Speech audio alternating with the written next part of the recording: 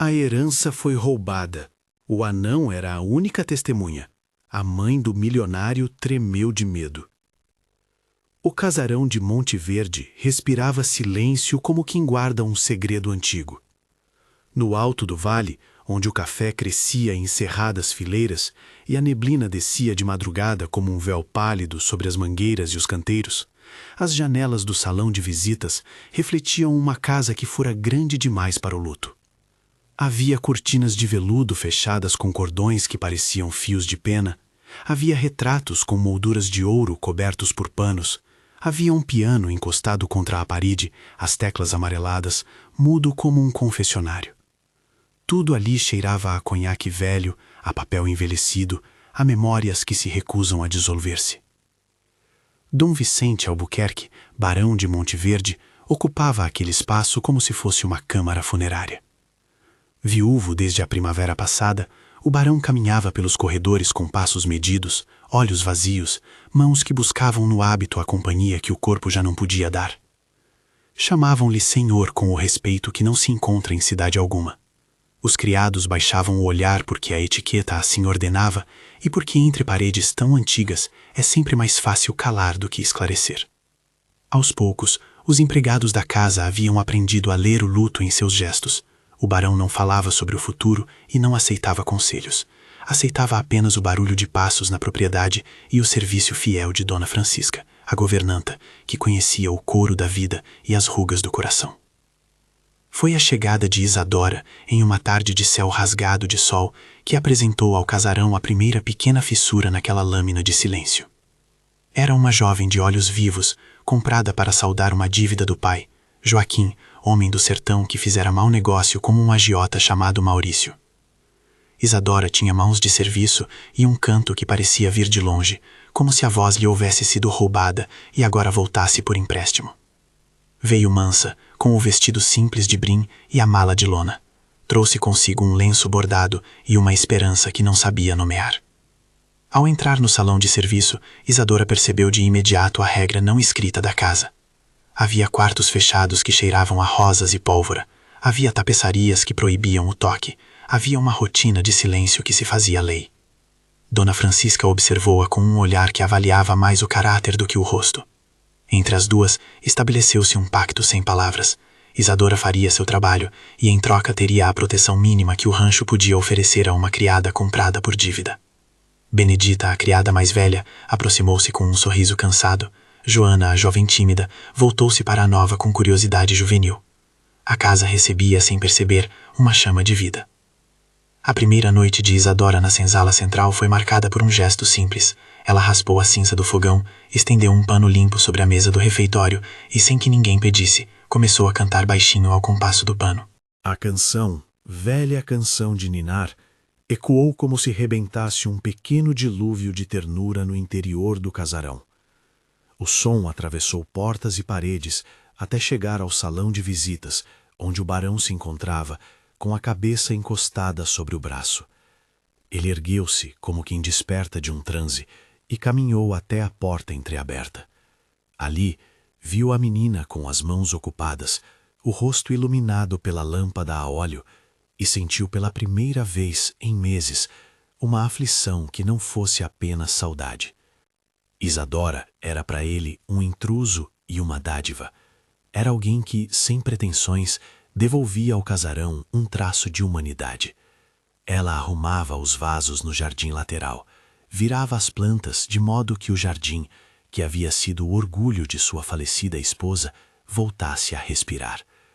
E quando tocava ao piano, em uma tarde em que a casa fora tomada por chuva, Vicente sentiu algo que não ousava nomear, uma presença que não poderia ser apenas memória.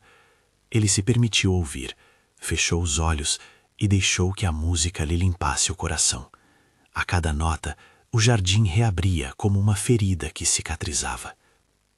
Se o coração do casarão reabrira, havia outros vasos que se quebravam como louça antiga. Uma suspeita nascera na boca de alguns.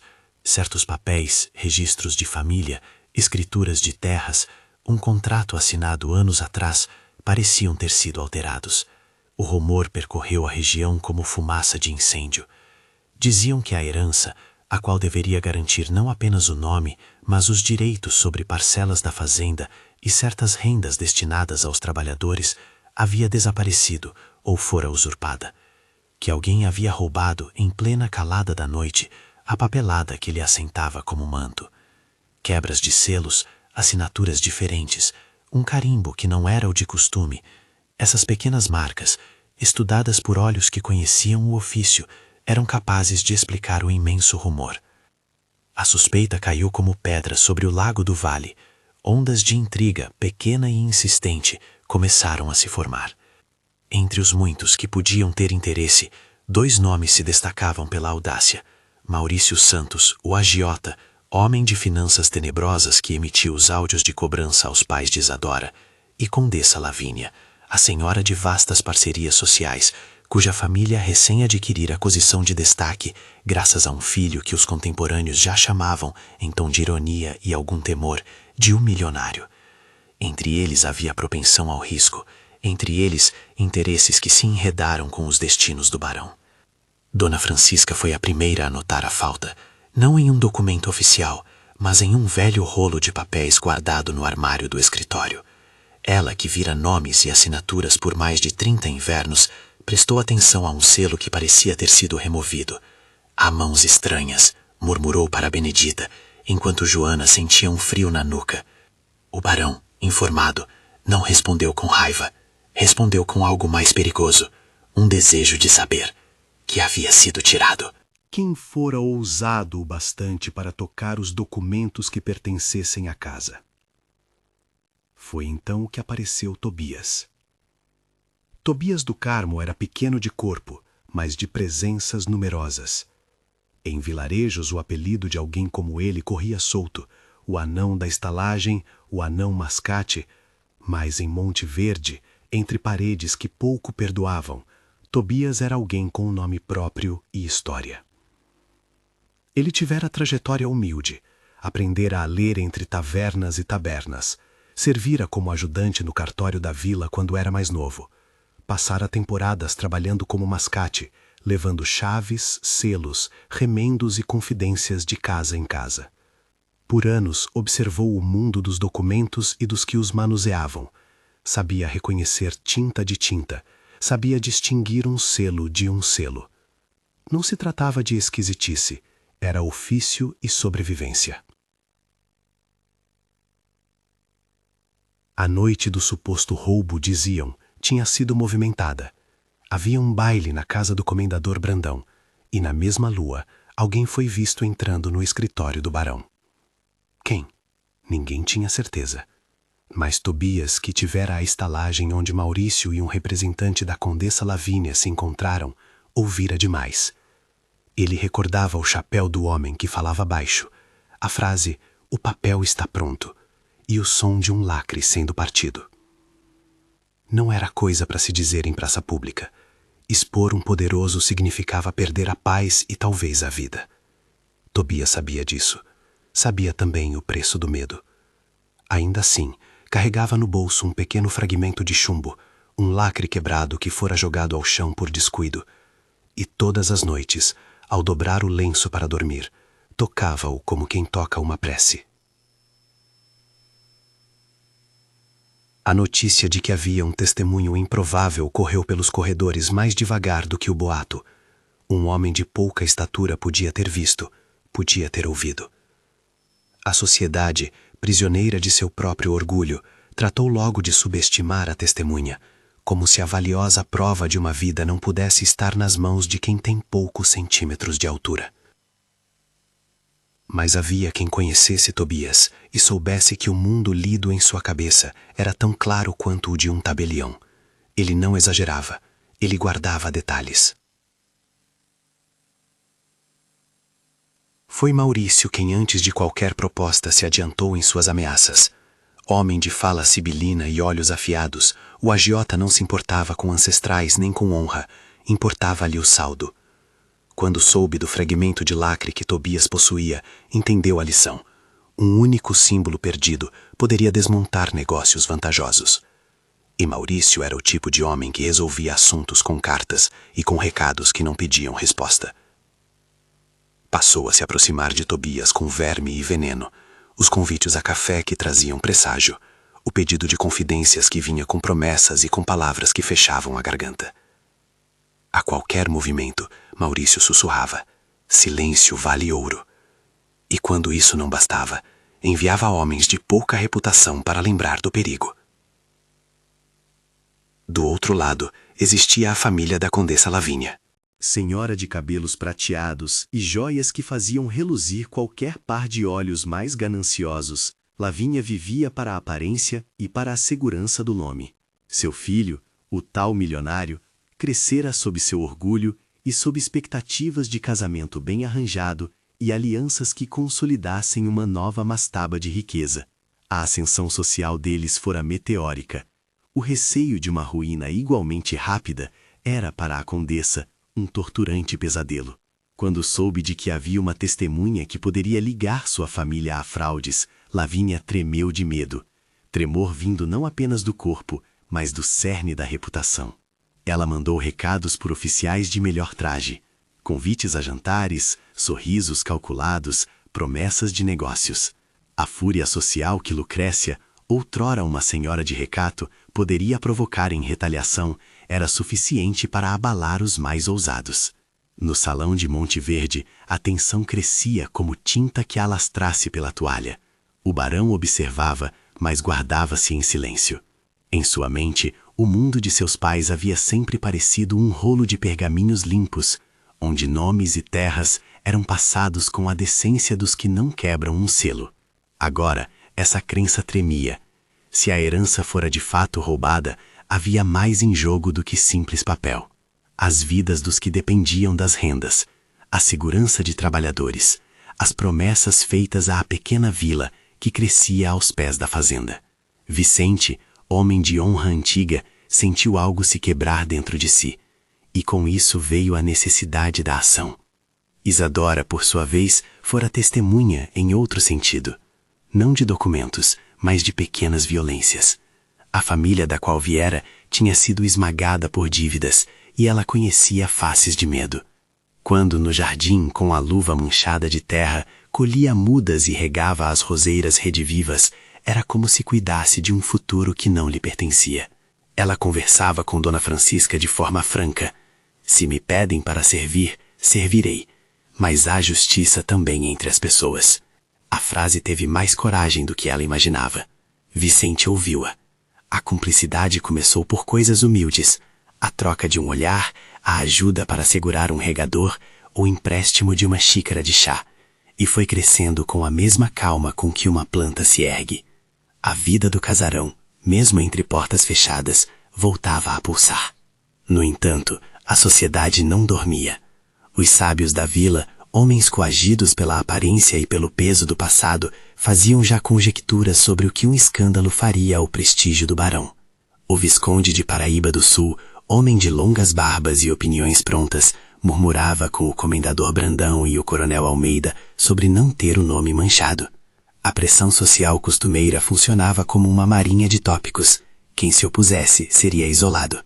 Lavínia, senhora de muitas amizades e alguma meiguice falsa, começou a articular um rumor que ofuscasse a descoberta. Assuntos de família, dizia ela sem menção direta, não se resolvem em praças. A intenção era clara, impedir que o caso seguisse o rito do foro público. E assim, o jogo era traçado. De um lado, um barão que queria recuperar a verdade e reestabelecer certa ordem. De outro, o agiota e a matriarca que tinham muito a perder. E em meio a todos, a testemunha improvável, Tobias, que guardava um pequeno pedaço de chumbo como prova e que tremia, não por sua estatura, mas pelo peso do que sabia. A pergunta que pairava e que fazia o ar do vale vibrar era singela e terrível. Quem, afinal, havia movido as mãos sobre os papéis? O barão, homem de pulso, sentiu que precisava de auxílio que não fosse simplesmente calmo. Chamou à sua presença um nome respeitado, Dr. Tavares, advogado de comarca, homem de princípios e boa escrita, que já lidara com disputas de terra. Devemos buscar este rolo de papéis, disse Vicente com voz contida, e encontrar quem tocou nele, não como quem busca vingança, mas como quem busca remédio. Dr. Tavares, que conhecia os meandros legais e a paciência dos processos, advertiu: Senhor, a lei exige provas, testemunhas, documentos. Um lacre partido e uma história contada na estalagem não bastam para um juiz, mas podem bastar para que a opinião pública pese. Devemos, pois, reunir o que existir, recibos, carimbos, testemunhos, e proteger quem fala. Protegê-la. A palavra voltou como eco para Tobias. A ideia de que um homem de pouca estatura pudesse ficar sujeito a chantagens fez com que Vicente sentisse repulsa. Não era apenas a honra da família em jogo, era a vida de um homem que, por ser diferente, via nos outros um pavio que acendia medo. Vicente deslocou-se então para um gesto que forçaria a casa a escolher um lado. Ofereceu, com reserva, proteção a Tobias caso ele aceitasse caminhar até o escritório do barão e explicar o que vira. Nada será feito sem salvaguarda, prometeu ele. E isso, na região onde promessas quase sempre se perdem em 2 dias, soou como um milagre.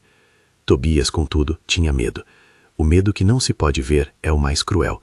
Ele conhecia a presença de homens como Maurício, que não temiam destruir uma vida por cifrões, e sabia também que a Condessa Lavínia não hesitaria em acionar suas influências. Na noite em que Vicente mandou buscar Tobias, o anão sentou-se à beira da lareira do pequeno gabinete, com as mãos enrugadas e o lacre no bolso. Havia uma chama menor arremessando luz sobre seus dedos. Senhor, disse ele com voz áspera, vi o homem que partiu o lacre. Não posso dizer seu nome, não o falei até agora por temor. Vicente ouviu, e no rosto do homem comprido vislumbrou-se uma resolução que vinha da coragem de quem não mais suporta ver injustiça. Enquanto isso, movimentos discretos iam se somando. Maurício fez sua jogada.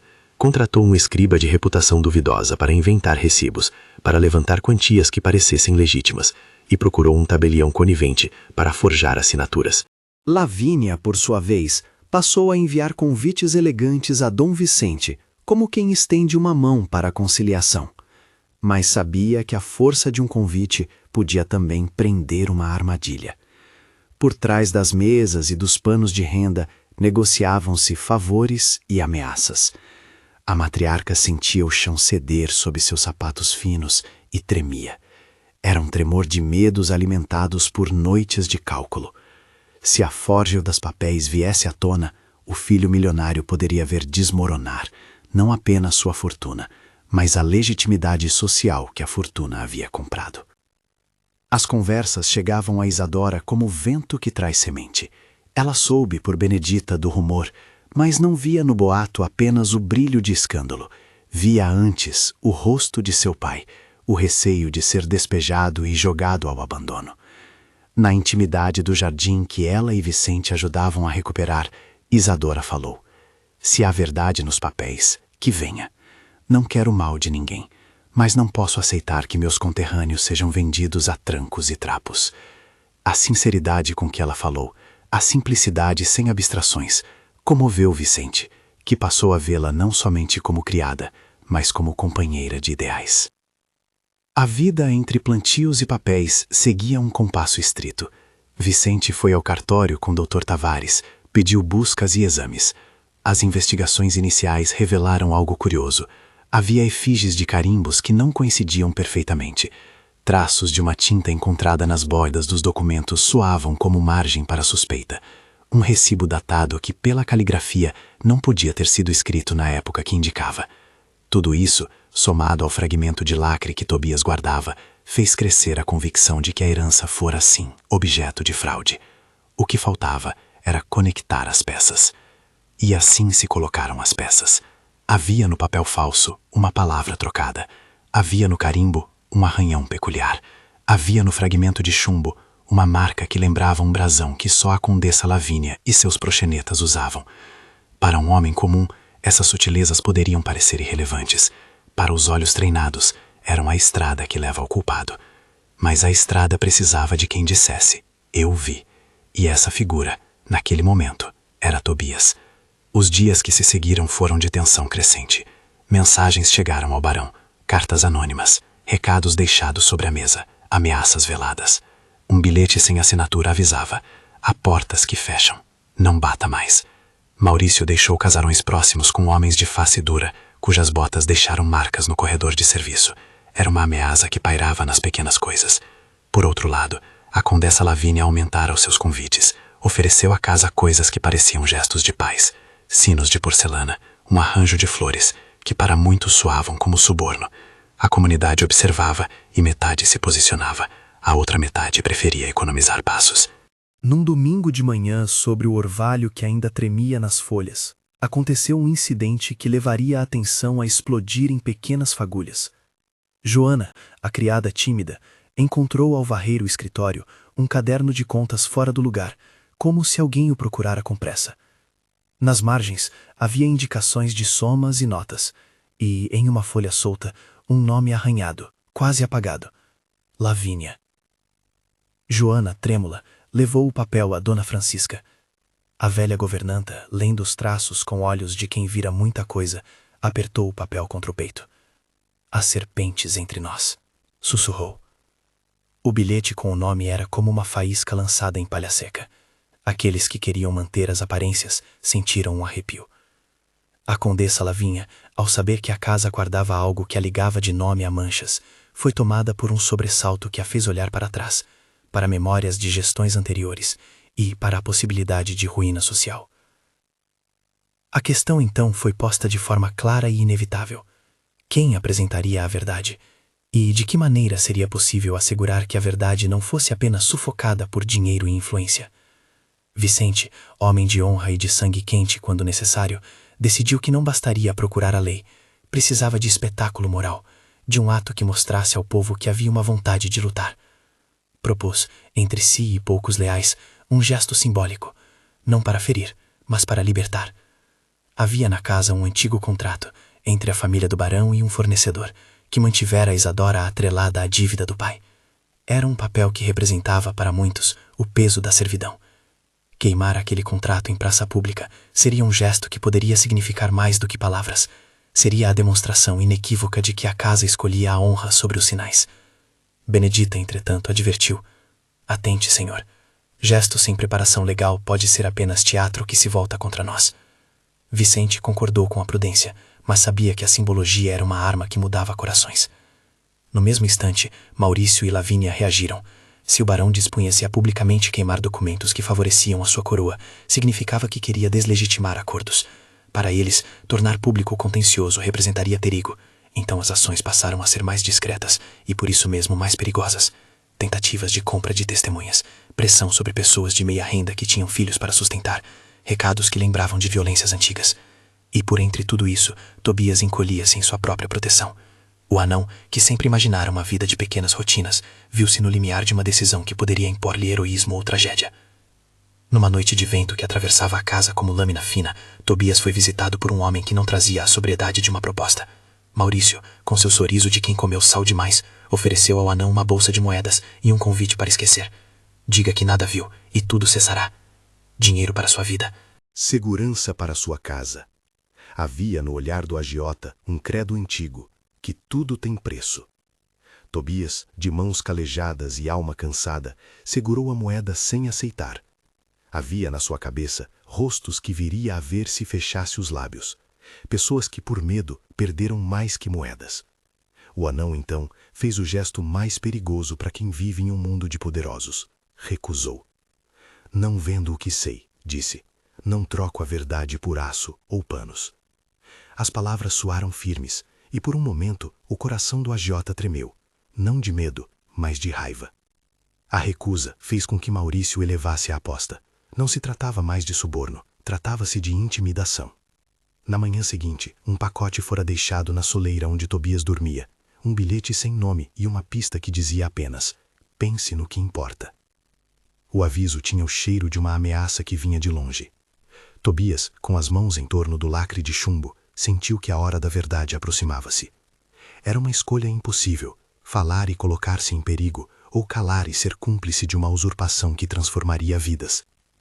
Enquanto isso, laços entre Vicente e Isadora tomavam formas menos sóbrias. O barão, que aprendia com sua outrora senhora a reverenciar o jardim e a música, foi descobrindo nos gestos da criada uma companhia que lhe prometia a cura. Os encontros ao entardecer, quando o ar se adoçava e as rosas exalavam perfume, eram como capítulos de uma nova história.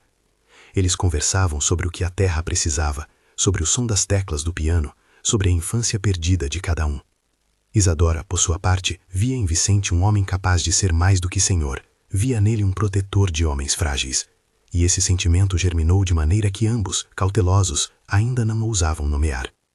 A sociedade, porém, não deixaria que pequenos afetos crescessem sem reação. O rumor de que o barão poderia casar-se com uma criada, ou pelo menos prover-lhe ascensão, foi suficiente para provocar cochichos. A condessa Lavínia, que tudo podia em festas, sabia que um casamento entre as classes representava um insulto à ordem que desejava manter. Para ela, a ascensão de Isadora seria um golpe ao que a fortuna havia assegurado, distinção e exclusão. Em uma dessas tardes, quando a chuva lavara as terras e o cheiro do barro dominava os caminhos, veio a notícia que muitos aguardavam com medo e esperança. A junta de fazendeiros convocara uma reunião pública para ouvir, em caráter informal, os fatos. O convite, feito por Dr. Tavares em nome do barão, tinha um duplo propósito: buscar a verdade, sim, mas também testar o pulso da opinião pública. Ninguém sabia como os poderosos reagiriam. Todos sabiam, porém, que a presença de Tobias naquele encontro poderia mudar o curso das coisas. Na véspera da reunião, Tobias caminhou até o portão do casarão e sentou-se no degrau. O anel de chumbo no bolso pressionava sua carne como um segredo. Ele observou o vale, o rastro da estrada que levava à vila, as bandeiras que tremulavam de longe. Pensou em sua infância e na pouca altura que o mundo lhe concedera. Pensou também em Isadora, que o vira com humanidade e não com piedade. Havia nessa cidade de contrastes quem sorrisse e quem partisse pedras. Ele conhecia o sabor do medo e queria pela primeira vez provar o gosto amargo da coragem. E nessa noite, a condessa Lavínia dormiu mal. Havia cartas que rodopiavam em sua mente como moedas. Tremera, não de frio, mas de antecipação do desastre. O medo havia se instalado em sua coluna, e por isso tratou de ocupar as horas com arranjos e visitas. Ao amanhecer, recebeu o bilhete que confirmava a reunião. Ao lê-lo, a mão da condessa ficou pálida. "Ele ousa", murmurou, referindo-se a Vicente, e por conta disso, sua face, sempre tão bem pintada, perdeu um pouco do brilho. A manhã da reunião chegou com céu de chumbo. Homens e mulheres, de diferentes mesas, compareceram ao salão da Câmara, cuja madeira rangia como se lembrasse de velhas decisões. O barão subiu, levou sua fala curta e direta, e pediu que Tobias se apresentasse. O anão, tremendo como folha, ergueu-se diante da assembleia. O ar calou. Até o vento pareceu esperar. Mas quando Tobias abriu a boca e a primeira palavra cruzou seus lábios, um homem de fachada nobre ergueu-se com véus de autoridade. Um porta-voz da condessa Lavínia, que anunciou que Lavínia estava disposta a resolver a questão em privado e que qualquer alegação pública seria um atentado à honra. Mauro, agonista ao culto, saiu aos murmúrios, e os presentes sentiram o cheiro de pólvora. Era um momento em que todos deveriam ter sido firmes. A testemunha dissera o que sabia, e a mãe do bilionário logo sentirá as pernas falhar. Tremeu, física e moralmente, ao imaginar a ruína de um império feito de cheques e sorrisos. Naquele instante, a narrativa pendia entre o que o coração queria e o que o interesse exigia. Tobias, com o olhar que parecia medir tanto a distância quanto a verdade, passou a contar o que sabia. Falou do homem de chapéu e do lacre partido. Falou de palavras sussurradas. Falou com pressa contida, do carimbo que parecia incompleto. E no rosto de Lavínia, um fiapo de sombra deslizou. Ela compreendeu que não era apenas o papel que corria perigo, mas o que dele dependia: casamentos, investimentos, alianças. A imagem da matriarca trêmula, antes contida, abriu a porta para o que seria um confronto inevitável. Quando Tobias terminou de falar, o salão permaneceu alarmantemente quieto. Algumas cabeças se curvaram em pesar, outras se ergueram em raiva. Maurício passou um dedo pela barba como quem prepara o próximo lance. E no meio de tudo, Vicente respirou profundamente. Havia chegado a hora de escolher: permitir que a situação fosse abafada por poder e dinheiro, ou transformá-la em processo, arriscando reputação e memória, em busca de justiça. O barão, com a mão sobre a mesa talhada, ergueu-se. "Não busco vingança", disse ele, com voz baixa que por vezes se transformava em trovão. "Busco a verdade." Aos que temem, peço, mostrem o que sabem. Aos que guardam silêncio por medo, peço que contenham a consciência. E a você, Tobias, agradeço a coragem. O agradecimento foi simples e sólido. O barão não prometeu milagres, mas ofereceu proteção. O que veio depois foi uma reação em cadeia. Cartas enviadas, procuradores consultados, homens com capacidade de influenciar juízes movendo-se como sombras. A condessa Lavínia chamou seus advogados, sussurrou promessas aos ouvidos de quem poderia calar testemunhas e dirigiu a seus aliados um pedido de contenção. Maurício, por sua vez, enviou recados para quem pudesse ser comprado. E Tobias foi avisado a não andar sozinho. No entanto, havia algo que o dinheiro não podia arrastar: a força que nasce em corações pequenos quando se conjuga coragem com memória. E assim, enquanto os poderosos tramavam nos salões, no jardim, Isadora plantou mais uma muda. Ao regá-la, falou baixo para as folhas: se a terra respira justiça, não está só. Vicente a ouviu e soube que a escolha que fizera, proteger uma testemunha, buscar a verdade, manter a dignidade, seria um caminho de espinhos, mas também um caminho que poderia gerar flores. Naquele ponto, a história se encontrava como um rio antes do desfiladeiro. As águas acumulavam-se, cresciam depressa, procuravam por frestas. O barão preparava seus passos legais. Dr. Tavares redigia pedidos. Tobias ajeitava o agasalho para comparecer à audiência. Maurício afiava cartas. Lavínia fazia contas e encolhia-se na sombra de sombra. A sombra dessa história não era apenas a de uma mulher de posições refinadas. Era a sombra de gerações que calculavam lucros e reputações como se fossem alfaiataria. Costura firme, sem espaço para remendos. Enquanto Lavínia fazia contas e encolhia-se na penumbra de seus salões, as engrenagens do destino avançavam no casarão de Monte Verde, com a pressa de quem sabe que tempo e segredo são coisas que raramente coexistem em paz. A audiência, assim chamada, tingiu a madeira do salão com passos que chegaram de todas as direções. Botas de terra, sapatos polidos, sapatilhas nervosas de senhoras que buscavam um ponto de vista alheio para não mostrar o próprio. A mesa disposta à frente, sobre um pano já gasto pelo peso de reuniões antigas, repousava um rolo de papéis que fora considerado suspeito. Ao lado, um pequeno estojo de chumbo, o lacre quebrado, foi colocado com a solenidade de quem deita um testemunho ao alcance dos olhos. Os presentes não eram apenas curiosos. Estavam ali os que apoiavam o barão por velha amizade, os que temiam a condessa pela teia de interesses, os que, por interesse próprio, procuravam uma margem segura entre os dois. Havia ainda aqueles que vinham apenas por vinho e fofoca e que no fim serviam como júri popular quando as cortinas se abriam e a vida privada se tornava espetáculo. Vicente tomou assento quase sem se sentar. A autoridade do seu nome bastava. Sua voz, quando veio, foi curta e límpida. Pediu apenas que se escutasse a verdade e que não se confundisse a vontade de justiça com sede de escândalo.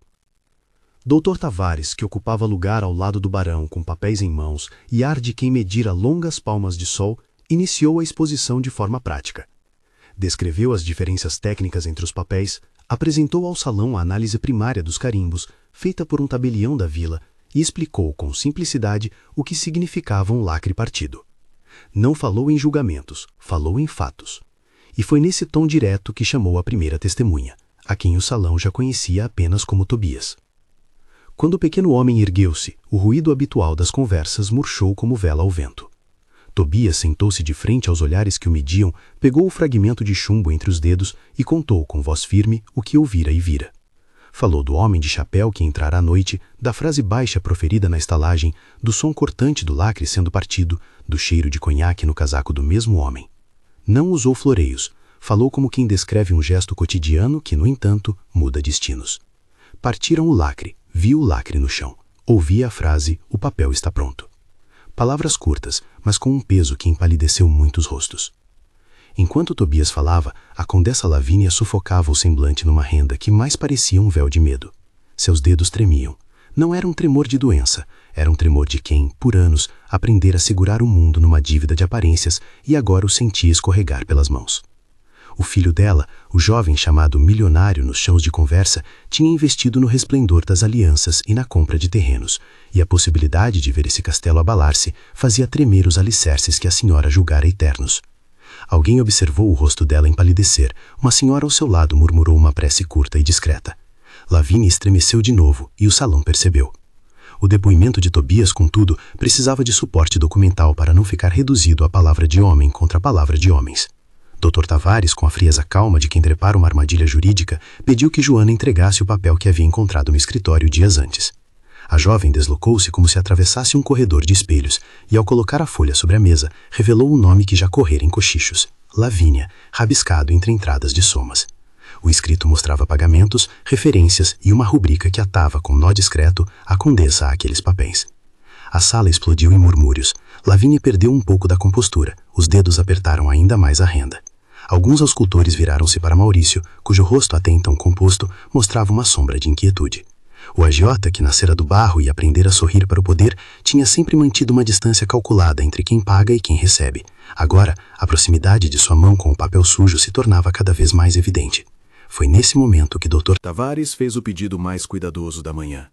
Chamou um homem que até poucos dias fora conhecido apenas pelas suas mãos habilidosas.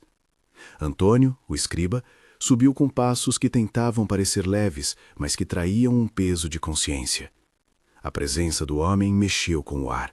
Quem conhecia os tempos sabia que um escriba, violado o pudor, pode abrir portas que fechavam rotas.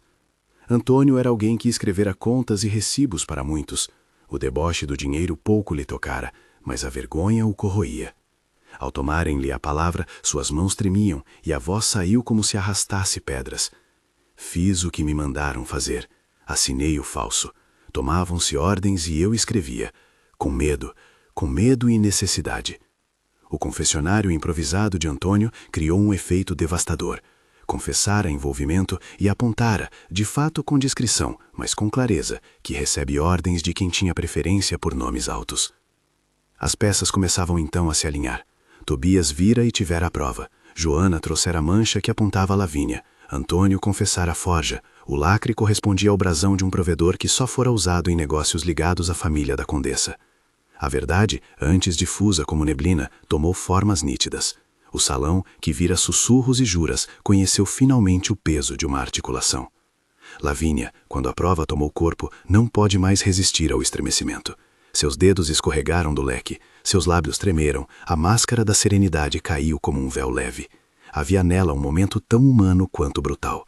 Era o instante em que o orgulho constatou sua própria falha. A condessa, matriarca agora exposta, ergueu-se com uma postura abrupta. A senhora que antes comandara jantares e alianças, agora procurava palavra que soasse como indulto. Tentou, entre súbito e controlado, oferecer desculpas que soaram tolas. Há muita confusão, não há prova, mas o eco do que se sabia não deixava espaço para abstrações.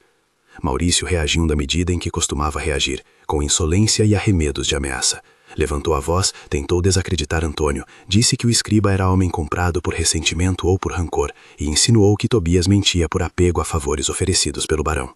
A sala inclinou-se para a contenda, e então, como se o vento soprasse de modo a revelar o que está por baixo do pano, um homem que se prezava por nada dizer até que fosse chamado, o comendador Brandão, ergueu-se. Havia nos olhos do comendador a fadiga de quem conhece as espécies de homens e não tolera que a audácia se vista de coragem. Ele olhou para Maurício, para Lavínia, e disse com voz de trovão contido: Senhores, se há prova, há prova. Não se pode enterrar alguém só porque se teme que a verdade lhes custe. Foi o suficiente. A pressão pública, que até então se movia nas sombras, virou-se ao brilho do salão. Homens que antes vacilaram começaram a exercer a sua força social. O visconde, depois de resmungar, decidiu que não podia ficar do lado de quem forjava documentos. O coronel Almeida, sempre tão preocupado com a ordem, declarou que a ordem não se sustenta sobre mentiras. A opinião, tantas vezes maleável, encontrou um eixo. A condessa, então, pela primeira vez, mostrou-se vulnerável em praça.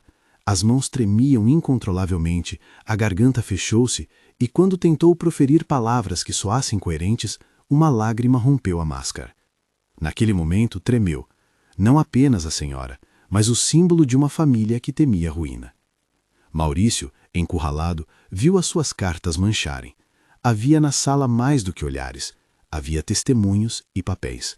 Dr. Tavares, atento a cada detalhe, pediu que se registrasse a confissão de Antônio e que Tobias fizesse a indicação do lugar onde recolhera o lacre.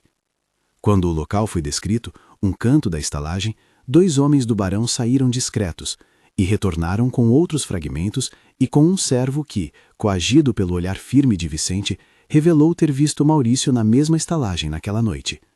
A teia do silêncio começava a romper-se, por pontos suficientes para deixar o esquema visível. Era então o momento de decidir por ações práticas. Vicente, que antes anunciara um gesto simbólico, sentiu que poderia agir com firmeza, mais precisa, e ordenou que fosse feita a representação formal ao cartório e que um pedido de inquirição fosse feito ao juiz de comarca.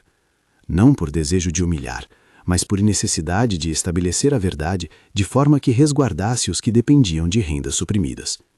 E antes mesmo de se engastar em papéis no peito do juiz, o barão propôs um ato que ressoaria nas lembranças da vila.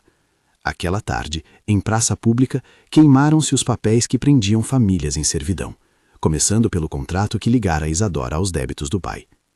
A queima do contrato foi um espetáculo carregado de simbolismo. Não se tratou de decisão legal. O fogo não extinguia documentos em cartório, mas de anúncio moral. Vicente empunhou as barras de papel, olhou para o povo que rodeava a praça e disse: queimar isto é dizer que reconhecemos a injustiça e que escolhemos libertar quem foi vendido por necessidade. Pessoas choraram, algumas de alívio, outras por vergonha. Benedita, que vira tantas mãos escritas e tantas assinaturas, segurou-se a uma cadeira para não cair. Quando o último papel virou cinza, a sensação que percorreu o público foi a de que algo verdadeiro nascera, uma decisão da Casa de Monte Verde de não ser cúmplice da miséria alheia. O gesto, completo e simples, parecia arrostar mais do que as leis poderiam ainda alcançar. O fogo, entretanto, não apagara a necessidade de processo. Na província, o juízo precisava ser convencido por provas. A lei, mesmo feita de papéis e ofícios, ainda precisava de tinta e testemunho oficial. Dr. Tavares, com paciência, organizou a caução das provas, fez levantar os nomes, garantiu o testemunho de Antônio, levou o lacre para ser comparado com outros selos, trouxe peritos de cartório, homens que sabiam distinguir tinta do século, e preparou o arcabouço que poderia tornar público o que já se tornara evidente naquele salão. Parte e incerteza. Maurício, percebendo que suas opções de comprar consciências iam encolhendo, tentou uma última cartada. Procurou homens de pouca honra para amedrontar Tobias. Mandou recados, deixou bilhetes e até tentou subornar Joana para que perdesse o papel. Ao perceberem a investida, Vicente foi implacável. Ordenou que Tobias ficasse sob a guarda discreta de 2 criados de sua confiança e que Joana fosse indenizada por sua lealdade. O barão não gostava de usar poder por capricho, mas sabia quando a autoridade se convertia em escudo para os fracos. A reação pública, entretanto, seguia 2 caminhos. Muitos vilarejos, acostumados a curvar-se àqueles que têm posses, sentiram-se curiosamente libertos para julgar por si. Outros, mais arrogantes, passaram a advertir que se trataria de um caso que poderia ruir com rapidez. O nome da condessa correu por cafés, o do agiota por bilhetes, e entre a cidade e a fazenda, a opinião clamorosa foi positiva ao barão por uma razão simples. A comunidade reconhecia que a miséria não é só privada, ela é social quando se torna comércio. Quando o juiz de comarca finalmente marcou uma audiência formal, o clima era de expectativa. A sala do fórum enchia-se de vozes e de roupas que, embora diferentes, ali se assentavam como partes de um tribunal popular. O juiz, homem que vivera entre papéis e mastros, deixou que se falasse, deixou que as provas se expusessem. Dr. Tavares apresentou Antônio, que confirmou a confissão. Apresentou Tobias, que repetiu com clareza o que vira. Apresentou o pequeno fragmento do lacre, cujo formato foi reconhecido por um antigo tabelião que lembrava ter visto lacres iguais num livro de registros com trânsito pela casa da condessa. E então Joana trouxe o caderno. E havia ali, em tinta, o registro que ligava pagamentos à casa Lavínia. A combinação das vozes com os papéis fez tatear a verdade com mãos firmes. O testemunho que mais abalou foi, contudo, uma mistura de coragem e clemência. O escriba Antônio declarou detalhes de quantias, de ordens recebidas, relatou senhas de encontros, descreveu o modo como Maurício havia suprimido alguns recibos. Ao dizer isso, Antônio entregou-se a um remorso que o fez perder algumas cores no rosto. Pedi perdão a Deus, disse, e desnecessário dizer, não busco absolvição humana, apenas verdade. A sua postura acalmou alguns que ainda hesitavam. A confissão era um tipo de confissão que o mundo respeitava, não por piedade, mas por coragem. A condessa Lavínia, ao final, passou por 2 cenas que não deixariam de marcar a vila. Primeiro, desmaiou ao ouvir os detalhes que conectavam seus negócios a pagamentos suspeitos. Quem a ajudou a levantar foi uma mulher que, por regra da sociedade, dividiria com ela os segredos da corte. Levantou-se pálida, passou a mão nas joias como quem busca entre objetos algo que explique um coração desnorteado, e por fim saiu do tribunal com passos curtos, evitando o olhar alheio. No corredor, a sua respiração saía rápida. Tinha a prova de que a história da fortuna sempre tivera, se não mancha, uma rachadura. A mãe do milionário tremera então, não apenas porque julgara a suposição ridícula, mas porque agora tinha diante de si a devastadora possibilidade de ver exposto o mecanismo que sustentara a ascensão de sua casa.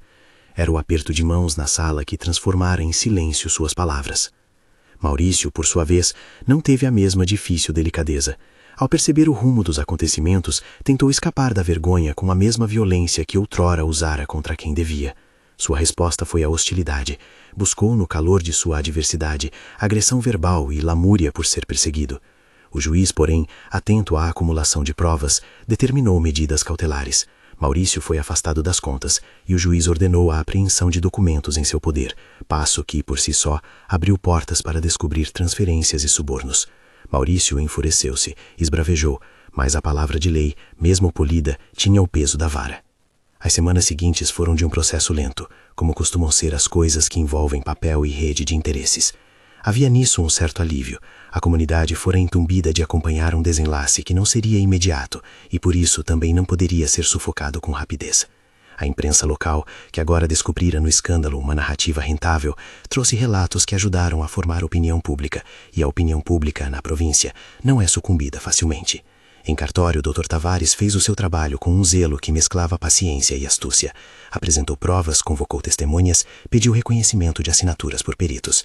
A verdade, como tecido que se estica, começava a mostrar todas as suas costuras. A vitória do barão não foi absoluta. Nem tudo que pertence à memória retorna sem dor. Algumas propriedades, por exemplo, tinham sido transferidas por meios que, embora questionáveis, haviam sido validados por judiciosas alianças. Nem sempre a lei desfaz com rapidez o que as engrenagens do poder haviam ajustado por lustros. Mas o núcleo do crime, a falsificação dos papéis que roubara rendas de trabalhadores e que havia privado famílias de meios, começou a ser desfeito com as medidas judiciais. Maurício foi condenado a ressarcir parte dos danos e sujeito à prisão quando não cumpriu com determinações do tribunal. Lavínia teve sua reputação manchada e sofreu processos civis que repercutiriam em seus negócios. Ambos sofreram perda de prestígio e alguns dos seus aliados retiraram-se discretos, porque o vento social não perdoa o que outrora foi ocultado. No fim desse processo, Tobias foi recebido de modo diferente. Não foi transformado em herói por pompa, recebeu algo mais concreto. Sua palavra fora reconhecida, sua prova validada, e o barão garantiu-lhe uma posição no cartório local, um lugar modesto, porém digno, onde poderia trabalhar com papéis e lacres, tendo a proteção legal de quem agora o respeitava. O gesto não era caridade, era reconhecimento de valor. Para o homem que sempre aprendera com o mundo a sobreviver, significou dignidade. Foi-lhe oferecido também uma quantia para que emigrasse de vez de lugares perigosos, caso assim desejasse. Tobias, que outrora guardara o lacre como relíquia, passou a tocar outros papéis com a serenidade de quem agora pode olhar o mundo sem tanto medo. Isadora, por sua parte, não foi apenas a força terno que ajudou o barão a curar, foi parte da resposta. A casa de Monte Verde, sob o impulso da decisão pública, começou a reparar relações com os trabalhadores da plantação. Vicente atuou com prudência. Não podia desfazer todas as injustiças com uma só ordem, mas pode, com gestos e recursos, melhorar as condições e providenciar meios para que antigas dívidas fossem revisadas. Era ainda cedo para cantar vitória. Muitos lares continuavam a sofrer as consequências de contratos antigos. Ainda assim, havia uma mudança concreta. O contrato que um dia prendera Isadora ao pagamento da dívida do pai fora anulado e reconhecido como fraudulento pelas autoridades que investigaram o caso. A anulação era, juridicamente, fruto de provas. Simbolicamente, coroava a queima que Vicente fizera na praça. O sentimento entre Vicente e Isadora amadureceu nas semanas que se seguiram, como brotos que não se precipitam. A cumplicidade tornara-se compromisso quando ambos, sem declaração pomposa, decidiram viver juntos no sentido profundo, partilhar a casa, a administração e o cuidado com os que ali trabalhavam. A sociedade, como era de esperar, reagiu com mistura de inveja, curiosidade e admiração. Alguns membros da elite não perdoaram a aproximação. Outros aplaudiram a coragem do barão. O casamento que seguiria, quando foi anunciado, foi recebido por argumentos contidos e lágrimas sinceras. Para muitos, era a promessa de um recomeço. Vicente, que aprendera no silêncio do luto a escutar a vida, encontrou em Isadora não apenas consolo, mas razão para erguer novamente as janelas do salão de visitas. A celebração do casamento, modesta e verdadeira, ocorreu no jardim restaurado. Havia ali mais do que flores. A terra carregava memórias de mãos que já viveram e de outras que agora se entendiam. As rosas que Isadora plantara perfumaram a cerimônia. O piano, antes mudo, tocou acordes que não soltavam luto, mas esperança.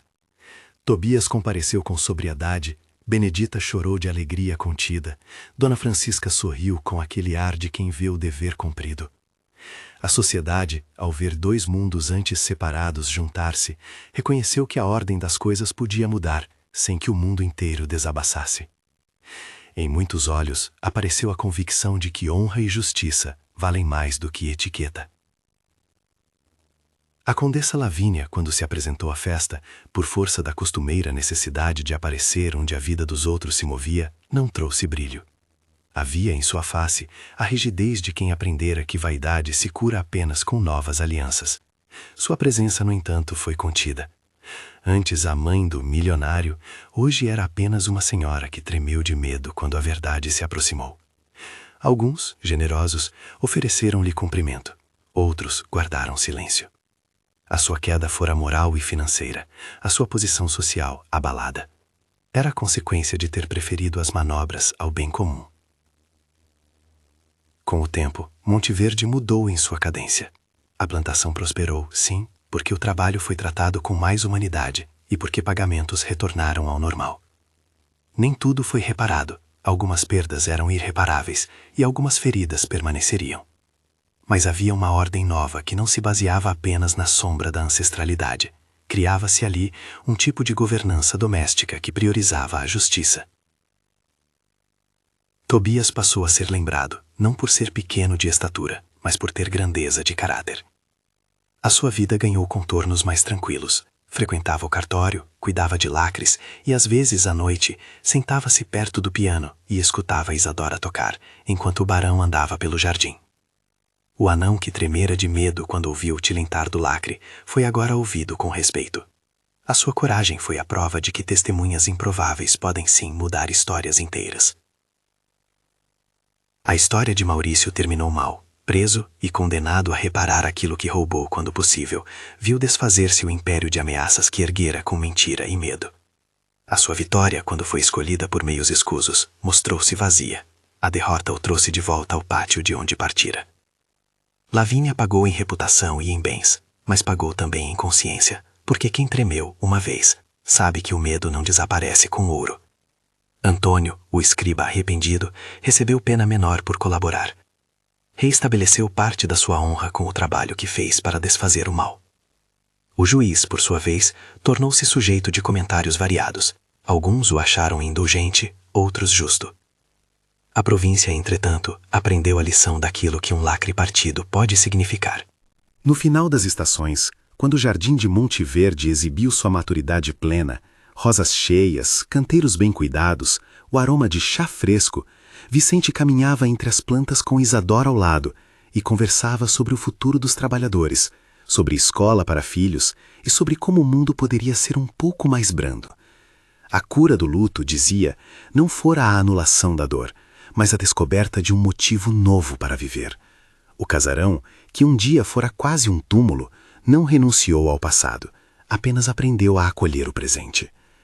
E a testemunha que outrora fora vista apenas como o anão que sabia demais, tornou-se exemplo silencioso. Não precisava de elogios retumbantes, bastava que a justiça reconhecesse seu valor. No vale, entre as mangueiras e o rio que corria devagar, a história daquele confronto passou a ser contada como caso de coragem. Tobias quebrou o silêncio, e o silêncio deixou de ser instrumento de poder. Hoje, quando se pergunta nas rodas do vilarejo quem mais tocou o coração, muitos apontam para escolhas simples: a canção de Isadora que trouxe o piano de volta à vida, a queima simbólica do contrato, o olhar de Vicente que encontrou alguém para cuidar e ser cuidado. Outros lembram de Tobias, que soube falar quando, por medo, poderia ter calado. E a condessa? Bem, tremeu de medo, e a lembrança disso ficou como sinal de que nem sempre a riqueza nos protege da culpa. A herança, no sentido estrito, não foi devolvida em inteiro. Parte dos bens estiveram comprometidos, alguns contratos demandaram longos reparos e a lei, por sua própria natureza, demorou. Mas a herança moral, a de uma casa que escolhe ser digna, foi restaurada de modo que as pessoas sob seus telhados encontraram menos fome e mais justiça. A vida não se fechou em pompa, abriu-se em campo. Na noite em que tudo parecia, aos olhos do vale, curar-se, Vicente e Isadora sentaram-se à varanda do casarão. O piano tocava ao longe e as estrelas davam ao silêncio o brilho possível. O barão segurou a mão dela e nada de pomposo foi dito. Apenas um acordo mudo de quem aprendeu a proteger a fragilidade com gestos firmes. Tobias, ao longe, acendeu uma lamparina para iluminar o caminho até sua nova casa no cartório. Benedita cozinhou para quem chegaria de visita. Dona Francisca, com seu cabelo de prata, sorriu com a satisfação que apenas quem participou de uma longa batalha conhece. Quando muito depois se contaria a história nas mesas de chá, diziam: a herança foi roubada, o anão era a única testemunha, a mãe do milionário tremeu de medo. E então vinham as vozes que acrescentavam o que verdadeiramente importava. O modo como a dignidade pequena pode ferir a ambição grande. O modo como uma voz tímida, quando ouvida, derruba palácios de papel. Se este relato tocou seu coração, compartilhe com alguém que aprecie histórias de coragem e justiça. Conte nos comentários qual personagem mais o comoveu: a criada que cantou, o barão que teve coragem, o anão que falou ou a condessa que tremeu. E ajude a espalhar esta história que mostra como a verdade, por vezes, vem das mãos menos esperadas.